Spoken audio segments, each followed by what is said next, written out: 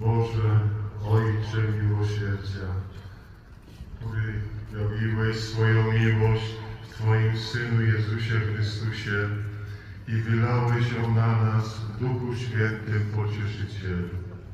Tobie zawierzamy dziś losy świata i każdego człowieka. Pochyl się nad nami grzesznymi, ulecz naszą słabość, przezwycięż wszelkie zło, pozwól wszystkim mieszkańcom ziemi doświadczyć Twojego miłosierdzia, aby w Tobie, Trójjedyny Boże, zawsze odnajdywali źródło nadziei. Ojcze Przedwieczny, dla bolesnej męki i zmartwychwstania Twojego Syna, miej miłosierdzie dla nas i całego świata. Jezu, ufam Tobie.